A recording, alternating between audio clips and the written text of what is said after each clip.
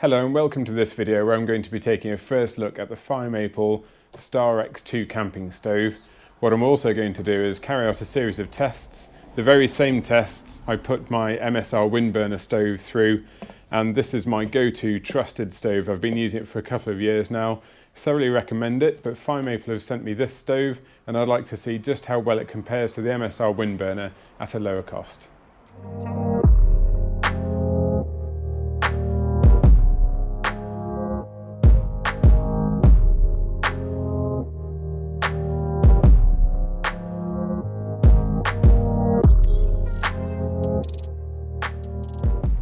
I'll start the video by saying that Firemaple sent me this stove free of charge to try out. I said I wanted to try it and compare it to the Windburner, so first things first, let's get it out of its box. Okay, so we have a storage bag for the stove. We've got the cook pot itself, which includes the burner, and as well as the instructions, you also get a second insulated cover. So I've opted for the camo selection, so I've got camo green on here, and then there's also a sort of orangey browny cover as well, and that just slips on. So first impressions, the first thing I notice is that the Star X2 is significantly bigger than the MSR Windburner. It's got quite a big pot, so you're going to get more water in there. I will check out the volumes later. And the other major difference is that you have a handle that folds out from the side here and clicks into place. So that's actually a really sturdy insulated handle. It's got a plastic sleeve over there, and there's a little sort of wire clip here that means you can secure that handle in place when you're carrying the stove so it doesn't flap about. Plastic lid, fairly standard, but you do get a little rubber handle on top, little grip, so you can take the lid off without burning your fingers, which is always a bonus. And then inside, that looks like it's part of the burner. I'll take the rest of the stove apart and we'll see how that fits. And here is the main body of the burner. You also get a little pot stand in there, a canister stand, which is always helpful. These just fold out and support your canister, so it's a little bit more stable. So on first impressions, this does feel well made. It feels nice and solid. I like this handle that really clicks into place, and having an insulated grip there is brilliant. It's got quite a big base on it, so I do wonder actually if this might transfer more heat through from the burner to the water inside, because it's got such a big base on it compared to my Windburner. What else can I see? We've got graduations on the inside of the pot, so it marks the half litre and the litre levels within. And do I see any wind cheating features? No, so on the Windburner when I tested it, the MSR stove that is, you can see that we have all these cutouts all the way around, and the Windburner actually blocks a few of these off on one side, so if you face that side into the wind, it means that the wind can't blow your flame out, which is really useful. The jet boil suffered for not having that solid section. The wind just blew through and blew the flame out straight away. So what I'm going to do later is subject this to a wind test, and we'll see how it does without those blocked off vents. So that's the pot. And the lid as well, which I showed you briefly. That's actually my main complaint about the MSR Windburner, believe it or not. The lid doesn't really fit very well because it's quite stiff to try and clip on. This is actually the other way around. It's a slightly loose fit, it just pops off. I think I would prefer that to having a lid that's harder to get on actually, if I could choose. I think the jet boil hit the sweet spot in between. Okay, so nothing too unusual to look at yet. We've got the fairly standard controller on the bottom there to regulate the strength of your burn, but what it has, which I really appreciate, is a little piezo lighter. So you've got the igniter right in the middle, and that means you don't have to mess around with a lighter trying to get this thing lit. So if the wind is up high, you can clip your pot into place, blocking that wind out, and then you can just hit the lighter button and away you go. If I could change anything about my MSR stove, it would be that it had a little piezo lighter like this. Piezo lighters are a really useful function, but I always hear that they fail after a few months or so. So I don't know how dependable they are. I also don't know why they fail. I haven't used one or taken one apart before to work out what actually causes them to fail.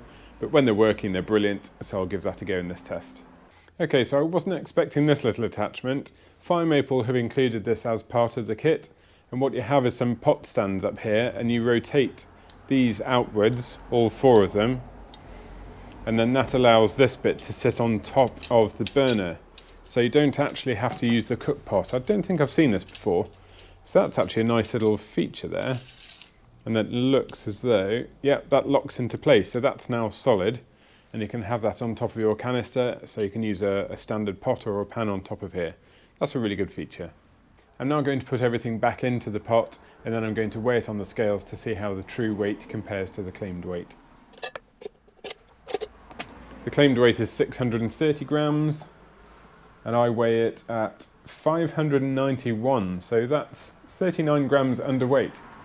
I wasn't really expecting that, and I do have to say actually that because I do exclusively cook with a Windburner without a pot, I just use the included pot, I'd actually ditch this little stand here that would allow me to use a pan.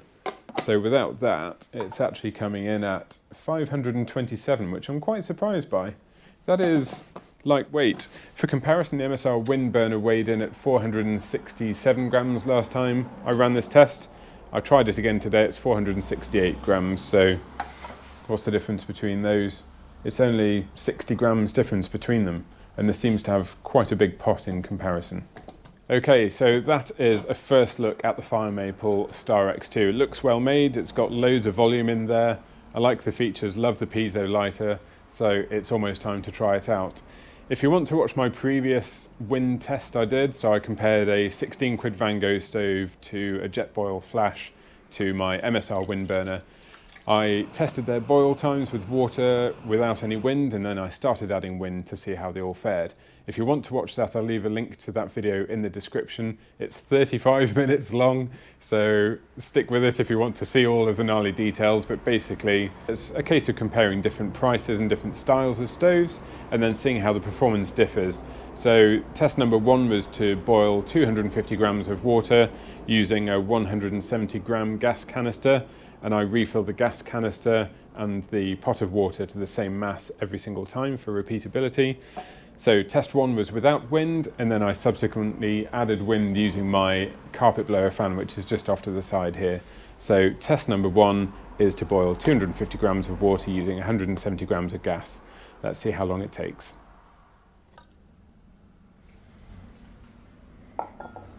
Okay, there we've got our 250 grams. I've got the stove ready to go on a 170 gram refilled canister of gas. Got my phone at the ready, and all I'm going to do is time the boil until it's just starting to roll on the surface of the water. So like most of these types of stove, you just drop it in and rotate it a little bit, and now that's locked in, so it locks your cook pot to the gas canister. I'm not using the little canister stand, it's not really needed. So what I need to do is leave the pot off, get this cranked open. This is going to be my first test of the piezo lighter to see how it works, and then I'll hit the stopwatch start button. Okay, here we go.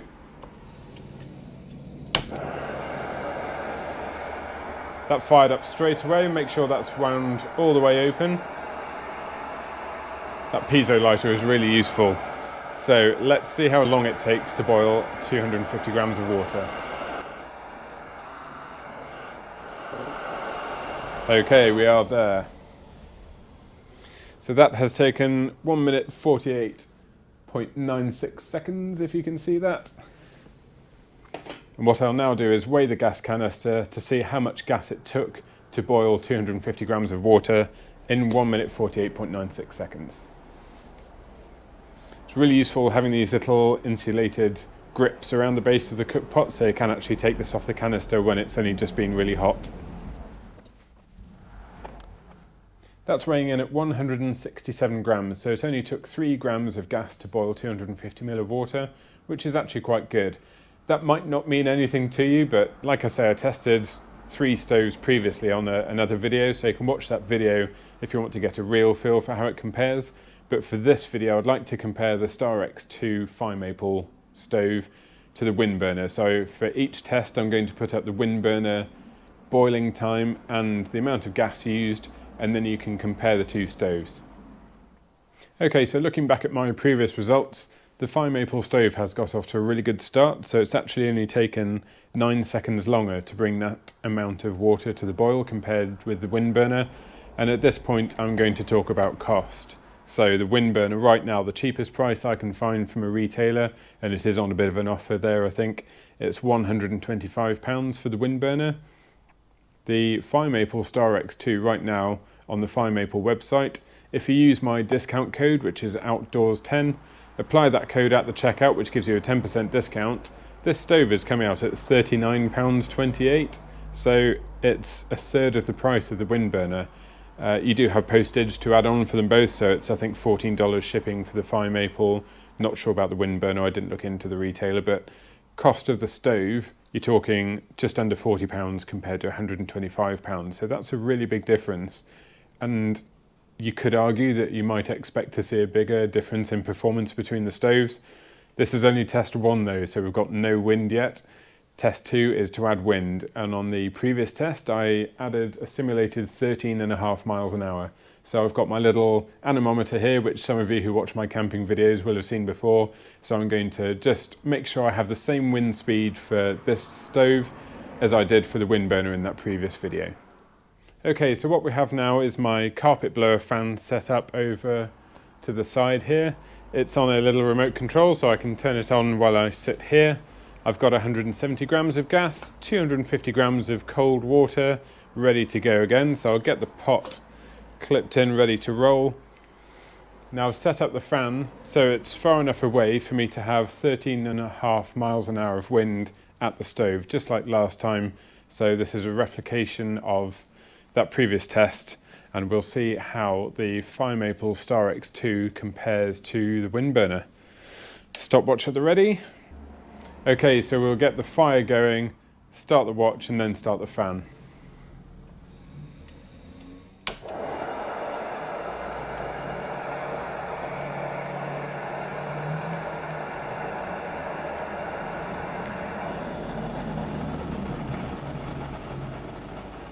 It took me a few presses to get the fan going there, but the flame is really struggling straight away. So immediately I would say that this test might take quite a while, because I think it's going to be hard for the burner to get the heat up through to the water. It sounds like it's barely staying lit actually, it is struggling. I'll give you a wind speed check. 12.3, 12.7, 13.6, 13.8. Yeah, depending on where I put the anemometer, slightly above the flame, slightly below, it's averaging out at about 13.5, just as it was for the wind test on the Windburner. I actually don't know if this will bring the water to a boil. Okay, we're at 2 minutes 15 now, and it's got some tiny little bubbles on the bottom of the cook pot, but it's looking as though it might not manage to heat the water up any more than that. Fair play to this though, this has already outdone the Jetboil Flash.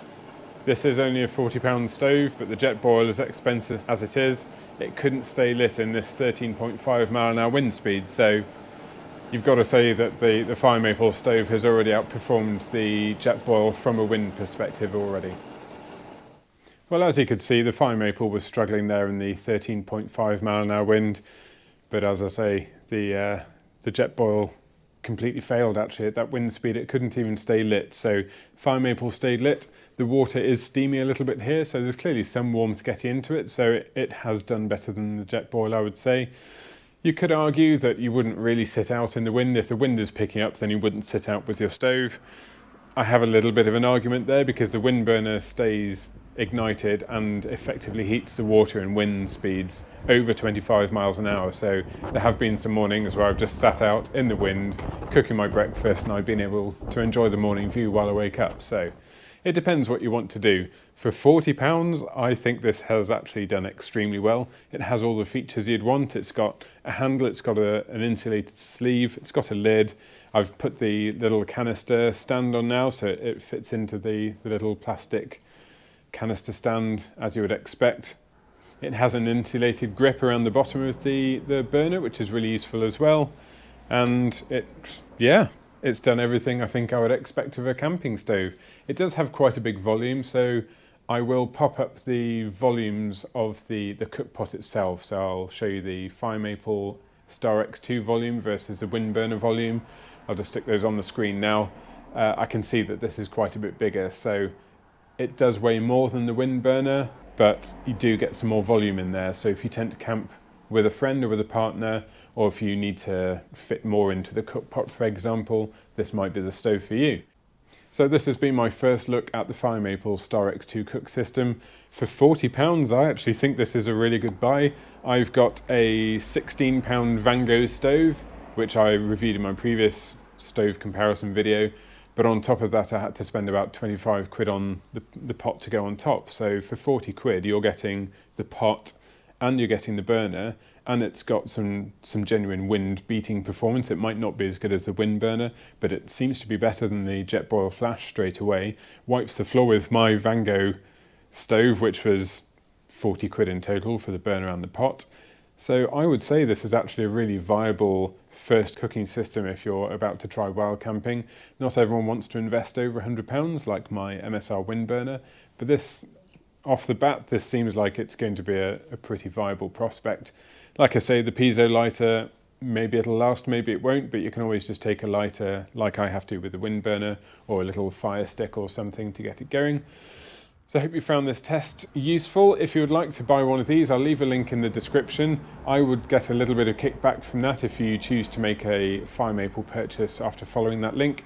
I'll also leave my discount code down in the description of the video. Outdoors10 is the code you need to enter at checkout. That'll get you a 10% discount. If you have any questions, please let me know below. If you have one of these cook systems yourself, I'd love to hear how you're getting on with your Firemaple, whether it's the Star X2 or one of their other systems. That's all for now, and I'll see you on the next video.